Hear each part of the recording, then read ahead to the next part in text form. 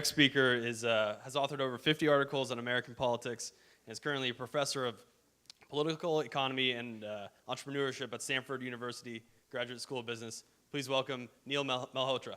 Hi, thanks everyone for coming. I was thinking about what I wanted to talk about, and I thought one thing that might be helpful is something I have kind of a lot of close experience in. So just kind of some tips on how to go to college. So how many people here are in college right now? And how many want to go to college or plan on going to college? Good. And how many are parents of people who want to go to college? This is pretty good because usually parents write a very large check, send their kids off to college, and then trust everything's going to work okay. That's what my parents did, and I don't think they spent the money that wisely. I had a pretty bad college experience, even though it kind of worked out in the end. And so I just want to sort of get some tips that I've learned that I wish I knew before I wasn't going to college or when I was in college. So one thing is to not take the path of least resistance. I see people do this all the time. And I think that's because, everyone is really obsessed with getting really good grades. That is kind of like what high school and middle school is all about. And it's really hard to dislodge that mindset when you go to college. So in high school, it actually kind of makes sense because you have to take all these AP classes and everyone's taking the same classes. In college, you're basically selecting 30 classes out of like 3,000 possible classes. So it's very easy to just pick 30 really easy classes. And you might get some rewards in the short run out of that. So you'll probably have a high GPA, you'll probably get into a good graduate school. But all those short-term rewards have a long-term cost. And so I think it's always better to take harder paths of resistance, classes that challenge you, even though your GPA might not be 4.0 or 3.9, which it has been your whole life. So to be able to kind of let go and say, this is something I really want to learn, and it's something that's really hard, and I want to do it. I think another thing that people kind of don't quite realize when they're trying to pick a class in what to take in college is that you should take classes that require structure. So what I mean by that is you should take a class that you will only take if you were in college. So oftentimes people say, well, there's not really a purpose of college because you can kind of learn anything on the internet. If that was true, the completion rates for these MOOCs would not be 0.01%. It's really hard to learn stuff and to have the discipline to do it. But things like grades, problem sets, exams, being forced to show up in a classroom, they're the things that force you to actually learn things because they require structure. So there's plenty of things that I knew there was no way I was going to learn when I was 30. So like real analysis is a good example. There's no way when you're 30 years old you're going to open a real analysis textbook and just learn it. You need the structure of college to do it.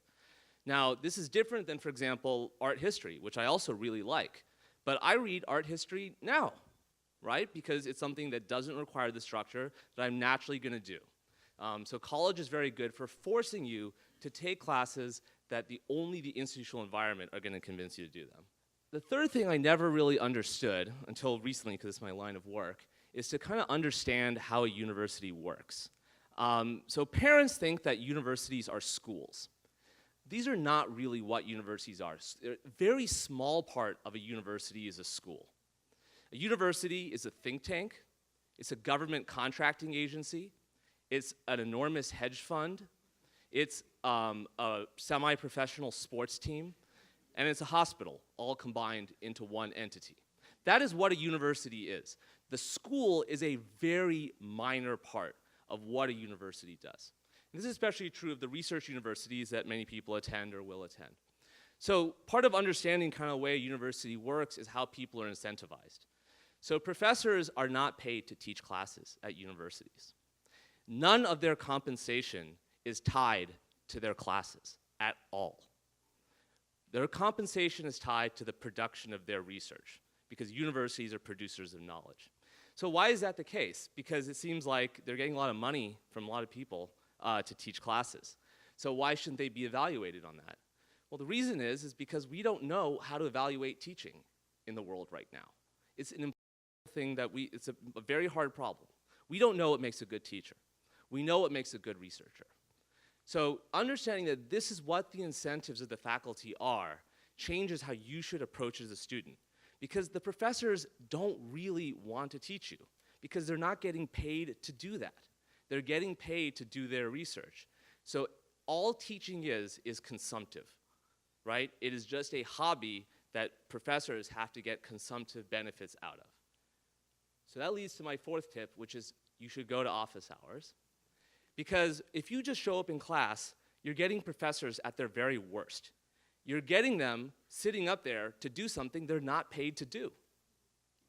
Whereas in the office hours is where you encounter professors where they're at their best. Now, if you go to office hours and ask about the classes, they're going to hate you. But if you go to office hours and ask them about big questions, research, the things that excite them, that is how they get consumptive benefit and pleasure out of having you around. So if you just show up in a class, go to class, do well, the professor's really not going to care that much.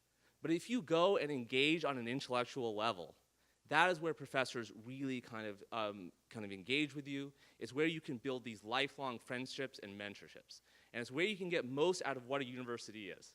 Because if you think about universities, it is true that they have a lot of capital, but the reason why these things are worth so much money is because they're collections of extremely valuable human capital, just like startups are, just like technology companies. And so these are just tips in order to maximize and get access to the human capital that's actually valuable in a university, which are the faculty.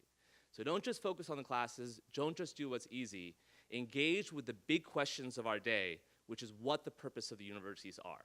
Answering hard questions, helping the world out, and the more you can help the university do that, the better experience that you're gonna have as a student.